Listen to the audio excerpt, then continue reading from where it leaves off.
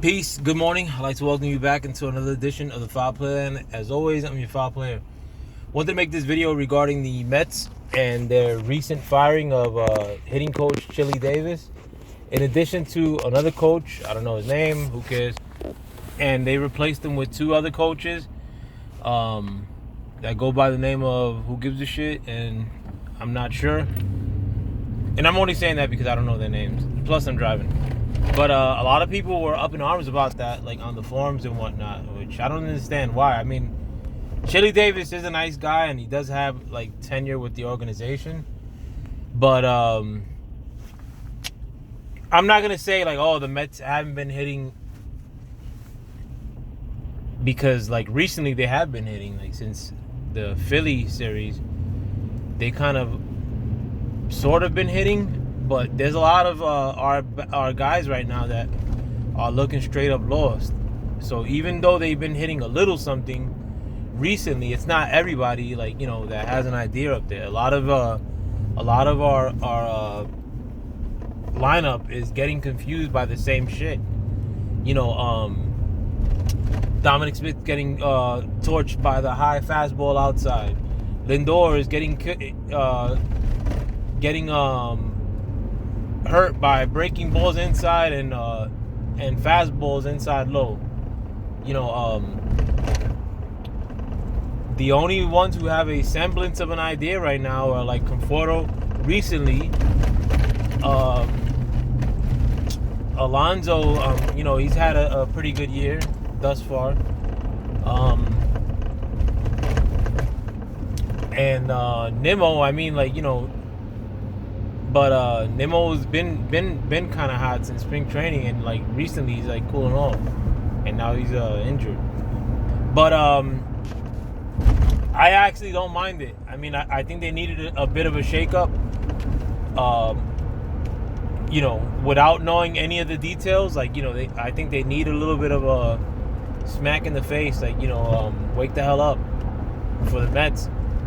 But also too, with the two big free agent acquisitions in James McCann and Francisco Lindor, they look absolutely lost up there. In spring training they looked a lot better, but like right now at this current juncture, neither one of them are doing anything with the bats. And a lot of people are shitting on Lindor, my man, Lindor has been the best player in baseball 1 year. He's a perennial all-star, best shortstop in the game for many years, and all of a sudden he has a shitty start, and a lot of Met fans are shitting on him. Come on. But maybe it's something with just the free agent acquisitions that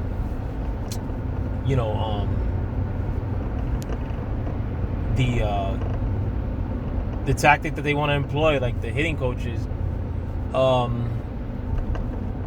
is not sitting with them. But I'm not sure what it is. But it is a little early to be doing this. But who cares? And I'm not of the belief that I came into the year a lot of pundits and a lot of fans were under the impression that that we were a lock for the to win the NL East. And that's more. Not only do I think the Mets aren't there yet, but it was more like that. There are a lot, so many good teams in the NL East, even though they haven't been playing that way. But that's a lot of it is because they've been playing each other, I hope. But I just thought that the Braves were the class of the NL East too, and the Phillies have a really good team, bro. The Phillies are no joke. But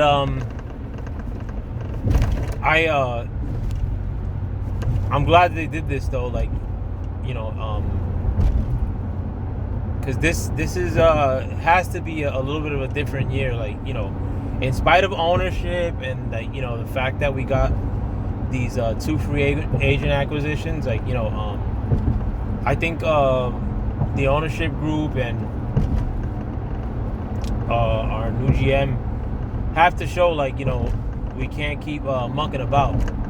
One player that looks more lost than like what people think. I mean, Dominic Smith, and a lot of people like shit on Dominic Smith. Dominic Smith is probably our best hitter on this team, bro, bar none. As far as having an idea when he goes up there, like, Dominic Smith's a beast, and he looks kind of lost, like, and I'm not sure if this, I'm not sure if his frustrations are causing this, but he looks like worn out. Like, I hope like the sleep apnea thing is like a side note, is not a factor in that, and hopefully it is maybe frustration with a batting coach and or a hitting coach, and that all is well tomorrow and he'll get right back on track. That's unrealistic, but I hope they do get it together. Actually, let me take the camera off my picturesque face and show my entry into the Brooklyn Bridge. But I hope they get it together, man. I mean, like, if you don't know, I mean, if you are watching this video based on some football shit or my politics, whatever have you, or whatever reason you subscribe, I thank you. There goes the Brooklyn Bridge. But or boxing, my shit is the Mets, bro. Like, everything else I talk about could crash and burn, including the country. I don't give a shit about the country.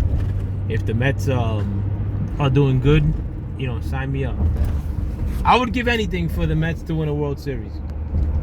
Like, all my holdings, actually, I take that back now. I said that in the past when I didn't have that many holdings, but I would give up a lot. I'll give up all my stocks for the Mets to. Actually, I'll give up all my stocks and half my holdings if the Mets could win a World Series.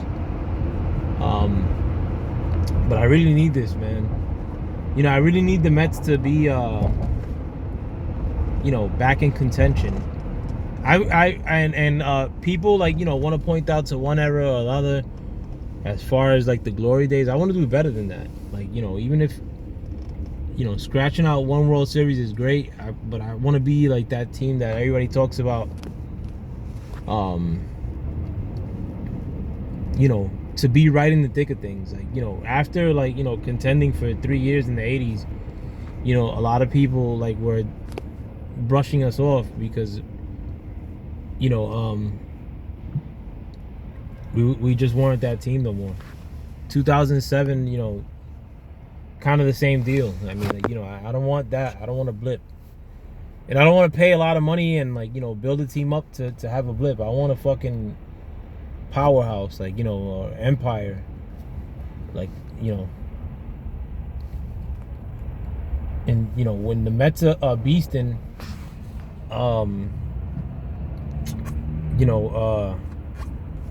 there's nothing like that in this town. It's like the Knicks when they're beasting. But when I see dudes rocking Met town, like, oh, go Mets, like, because I do that to everybody. You rock Met shit, I say go Mets to you. If I see you in the street, I don't care if I don't know you. And motherfuckers will stop and talk to me, like, for 5 minutes, like, oh, this guy sucks, or this guy, I think this guy got potential. And there's no fan base that does that. No Yankee fan is gonna bump into another Yankee fan and be like, oh, go Yankees, like, And side note, fuck the Yankees, like, but the Knicks, I mean, what are you gonna talk about the Knicks for? Like, in New York, maybe the Rangers, but that's because it's like a little bit of a niche sport. Like, not too many people like hockey, like, so a lot of times if I be like, oh, go Rangers, to a Ranger fan, yeah, like, that's probably because they haven't ran into a hockey fan that whole year. But with the Mets, it's something different.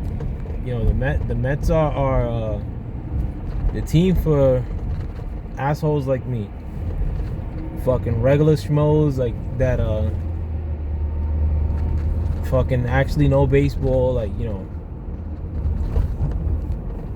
that could break down the minor leagues of their team, and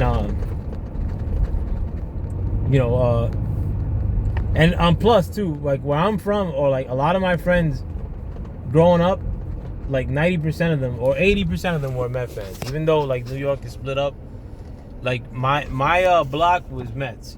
My friends Mets for the most part, and we would get into arguments. I mean, you know, like with the ones that weren't Yankee fans, we'd abuse them. But you know, I love this team. I love this team more than anything physical, like, you know, in the world.